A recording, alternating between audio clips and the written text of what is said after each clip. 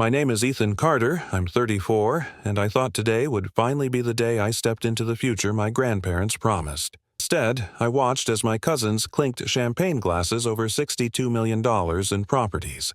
3 vacation homes, downtown condos, and even a lakefront estate, while the lawyer slid a rusty old trunk across the table toward me.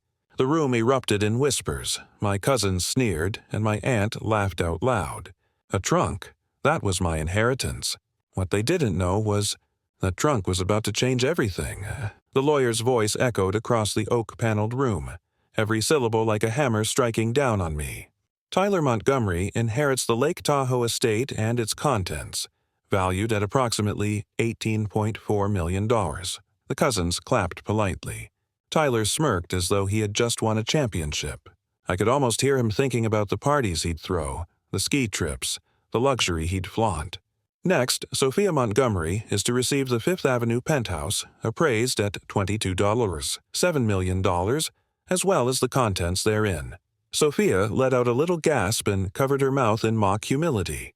"Oh, Grandma, you shouldn't have," she whispered, though everyone knew she'd been waiting for this moment.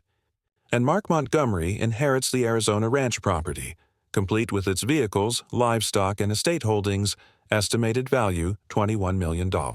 Mark leaned back in his chair, grinning like the world was finally recognizing what he always believed, that he was destined to be wealthy, no matter how little he'd worked for it. I sat at the end of the polished mahogany table, my palms sweaty against the armrests of the chair that felt 3 sizes too big for me. I wasn't expecting miracles. I wasn't greedy. I just wanted some acknowledgement that I mattered, that Grandma Margaret hadn't forgotten me. The lawyer cleared his throat, glancing at the last line of the will. His voice lost the warmth it had carried a moment ago. And to Ethan Carter, a pause, too long. My stomach dropped.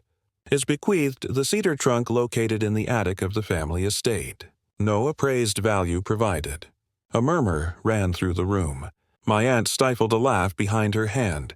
My cousins didn't bother hiding theirs. A trunk? Tyler chuckled, leaning across the table.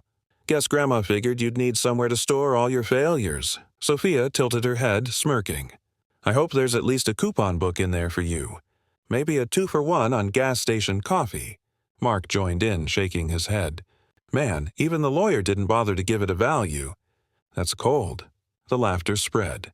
Even the distant relatives and family friends sitting in the back row of the room began whispering, their eyes darting toward me with that same expression I'd grown used to my whole life. Pity mixed with dismissal. I tried to swallow the lump in my throat, but it stayed lodged there like a stone. My chest burned. My fists clenched beneath the table, fingernails digging into my palms until it hurt. I wanted to shout that I deserved better. I wanted to demand they stop, but the words never came. All I could do was sit there, staring at the polished floor, as my cousins basked in their glory and I became the family joke once again. At that moment, I truly believed I had nothing. No fortune, no future, no place in this family. But what I didn't know was, the trunk wasn't empty, it was a weapon. Growing up in the Montgomery family meant watching my cousins shine while I carried the weight. I was always the helper, the one asked to mow lawns, paint fences, rake leaves, and carry boxes at family gatherings. Meanwhile, Tyler was boarding planes to Europe every summer, sending back glossy postcards stamped from Paris, Rome, and Barcelona. "Look at Tyler," my uncle would beam, waving one of those cards at dinner. That's what it means to live big. No one asked about the blisters on my hands from pushing a mower in the July heat. No one noticed I was saving pennies just to buy used textbooks for school. Sophia was treated like the perfect child, the family jewel. Every dance recital, every debate competition, every charity gala she attended was praised like she was royalty. At 12, she was paraded in front of guests like a prodigy. By 20, she was already being groomed to marry into more wealth. Mark didn't even try to hide his arrogance.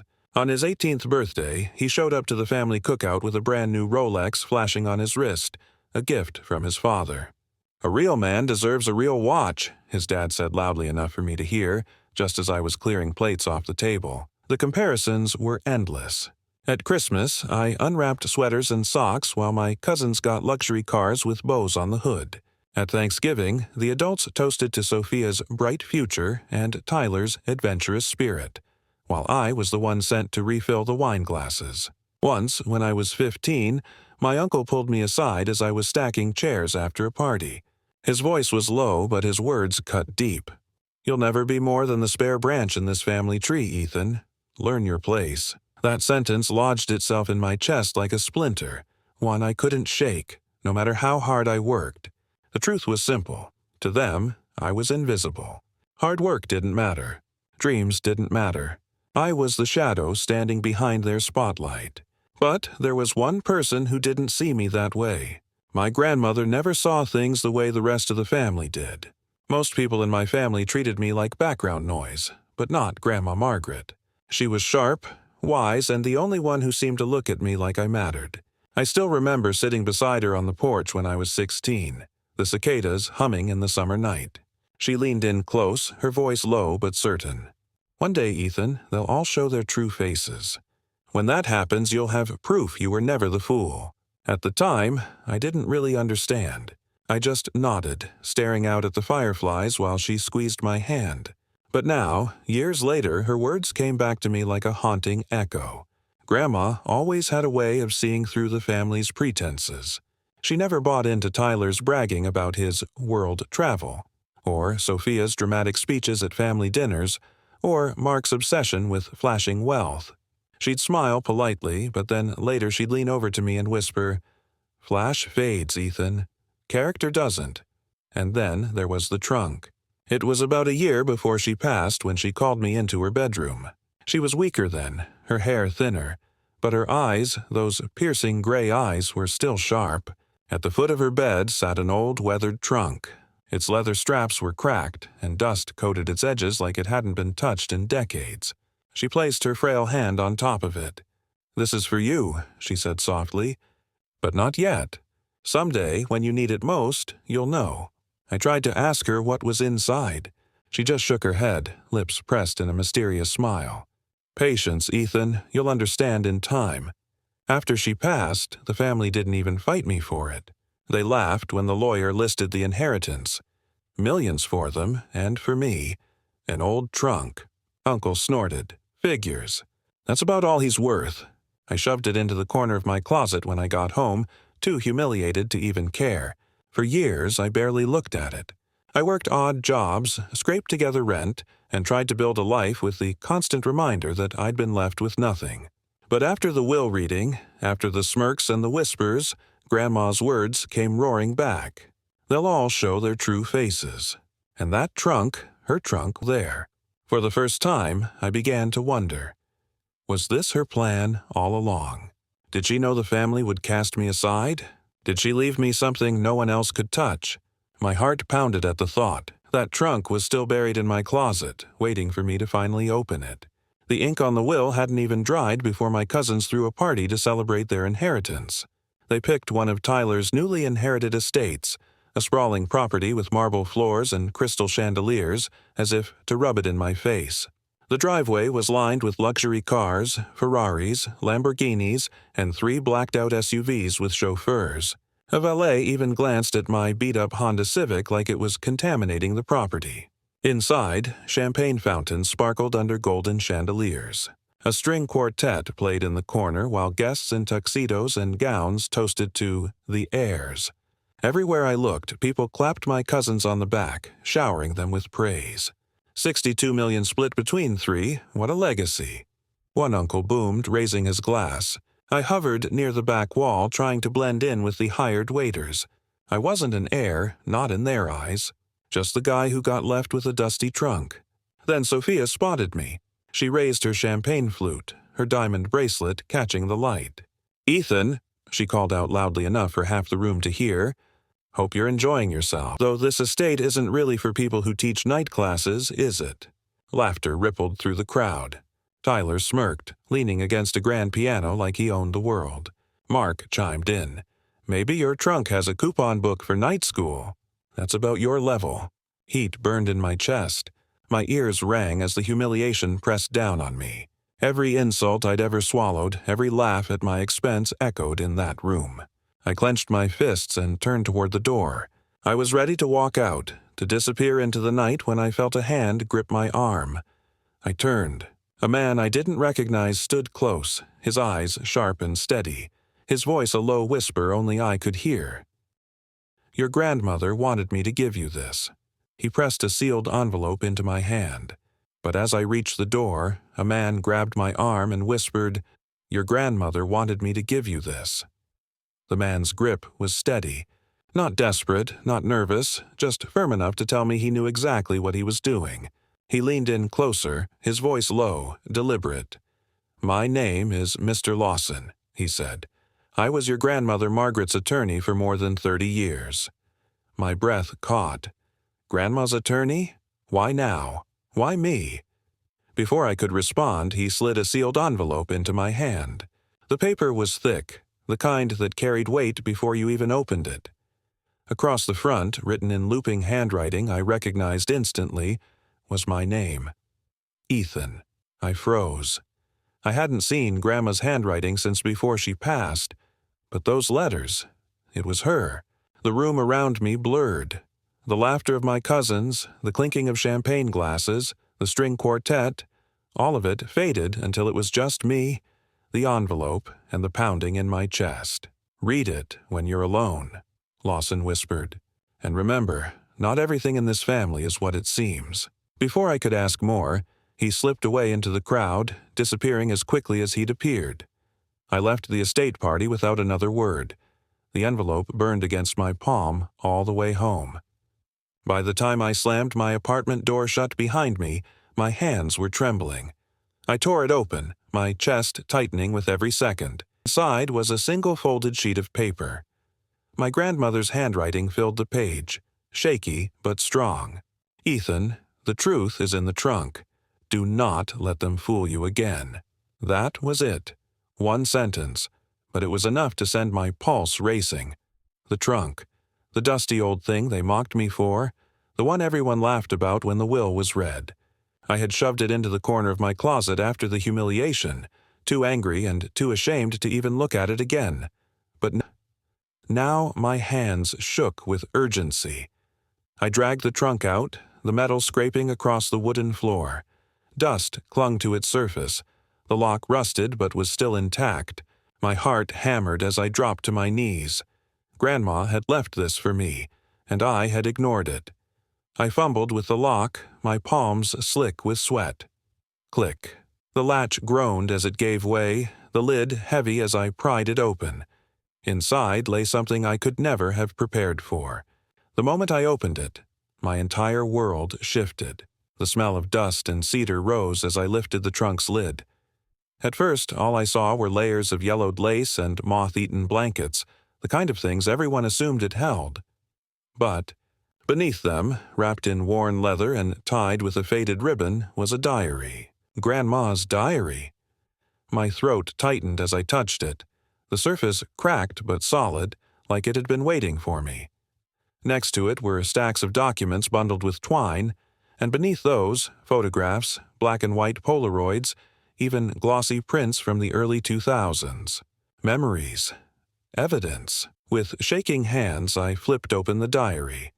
The first entries were simple. Recipes, gardening notes, and thoughts about holidays. But as the pages turned, the tone shifted. Her handwriting grew shakier, her words more urgent. "I want my estate divided fairly among all 4 grandchildren. No exceptions." I blinked, reading the line twice. Fairly, equally. That meant me too. My chest burned. But then, in later entries, the mood darkened. "Sophia insists I change the papers again. I am too tired to argue. They watch me constantly. I fear I am being tricked." Another page. "Tyler and Mark don't ask questions. Sophia controls everything now. I am sick, but I am not blind. Something is wrong with the documents." I dug into the stack of papers. There were drafts of wills, different versions. In one, every cousin was listed equally. In the final version, the one read at the lawyer's office, my name was gone, entirely erased. My stomach twisted. And then I found it. Bank statements, transfers, property deeds, dates, and amounts that didn't line up. Sophia's signature on transactions Grandma never would have approved. Hidden siphons, millions redirected into shadow accounts. $62 million. I stared at the numbers, my pulse hammering. They hadn't just pushed me out. They had robbed Grandma while she was alive. They forged, manipulated, and drained her legacy before she was even gone. At the bottom of the trunk lay one last folded note, written in shaky but unmistakable handwriting. Ethan, if they changed my will, fight. You have the truth. Do not be afraid. I sat frozen, the weight of her words pressing against me. For years, I thought Grandma left me nothing but an old trunk. But what she really left was a time bomb. Proof that everything they celebrated, every toast, every luxury car out front, was stolen. The air in my room felt heavy, electric. My humiliation was gone, replaced with something sharper. This wasn't inheritance. This wasn't family squabbling. This was fraud. If forgery was involved, this wasn't inheritance. It was fraud. The cousins' new estate gleamed like something out of a magazine, with glass walls, imported marble, and fountains spraying arcs of water into the night. I marched up the steps, trunk in one hand, diary clutched in the other. My heart was pounding, but it wasn't fear anymore. It was fire. The front doors were thrown wide, laughter spilling out into the crisp night air. Inside, chandeliers bathed the gold party. Tyler raised his champagne flute when he saw me. Well, if it isn't the family charity case, what did you bring, Ethan? A rusty toy chest? Sophia smirked from her throne-like chair. Careful with that thing. It might still have moths.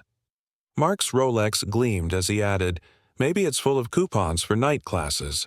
At least you'd finally be useful. Their laughter echoed, but this time it didn't pierce me. I walked to the center of the room, set the trunk down, and pulled out the stack of papers. You think this is a joke? Then explain this.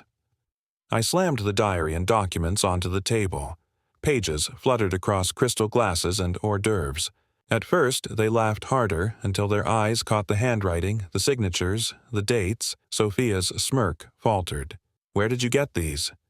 From Grandma, from the trunk she trusted me with. My voice rang louder than I expected. Drafts of her will, bank statements, proof of transfers you orchestrated while she was bedridden. Tyler snatched a page, his face draining as he read. These don't match the final will. Mark stammered. This has to be fake. Anyone could have written this. His voice cracked like glass under pressure. Sophia stood, her hands trembling just slightly. Grandma was confused near the end. Sick. She didn't know what she wanted. I shoved another document toward her, one with her handwriting scrawled clumsily over forged amendments. Really? Then explain why her name looks exactly like yours. Because this isn't confusion. This is fraud. The room went silent. Guests exchanged shocked looks, whispers rippling through the crowd like wildfire. Tyler's face turned red. You've got nothing but scribbles in some old woman's diary. No court is going to listen to bedtime stories. I stared him down, the weight of Grandma's notes still burning in my chest. It's not just bedtime stories. It's evidence. And you know it. Sophia's eyes darted across the room, her confident mask slipping. For the first time, I saw fear creep in, and then footsteps echoed from the doorway. The crowd turned as a familiar figure stepped inside, leather briefcase in hand. Mr. Lawson, Grandma's attorney, his expression hard as stone. The cousins froze. Actually, Lawson said, his voice cutting through the silence, I think you'll find Ethan has more than just stories. He set the briefcase on the table with a thud. He has the law. And then Mr. Lawson walked in holding something even Sophia couldn't deny. The silence in the mansion stretched until it felt like the chandeliers themselves might come crashing down. Mr. Lawson didn't waste time with pleasantries. He went straight to the table, opening his briefcase with deliberate calm. Out slid a small black drive and a stack of certified papers. Before Margaret passed, he said, his voice low but steady, She left more than documents.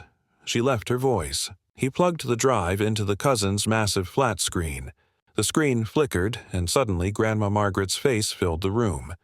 Frail, lying in a hospital bed, but her eyes burned with clarity. "If you're seeing this," her voice trembled but carried conviction, "then my will has been tampered with. My estate was meant to be divided fairly among all my grandchildren, especially Ethan. If he has received only a trunk, then I have been betrayed." Gasps filled the room. Guests leaned forward, eyes wide. Ethan's breath caught. Grandma continued, her voice sharp now. "Sophia manipulated me in my weakest days. She and her brothers forged documents and bled accounts dry. But Ethan, you were always my quiet strength. You cared for me, even when no one else did. That trunk I gave you carries the truth. Use it." The video ended. The room was frozen in shock. Sophia's face went pale, her champagne glass slipping from her hand and shattering on the marble floor. "That's doctored," she spat weakly, but Lawson laid down the certified affidavit, the chain of custody, the notary signatures, and the hospital timestamp. Legally airtight. Guests whispered, eyes darting toward Ethan now, not the cousins. The lawyers in the room exchanged uneasy looks. Even Tyler muttered under his breath, "Sophia, what did you do?" Mark backed away, panic on his face. "We didn't know it was this serious, Sophia, you said." "Shut up," Sophia snapped. But her voice broke, the iron mask crumbling. For the first time, Ethan stood taller than all of them. He wasn't invisible anymore.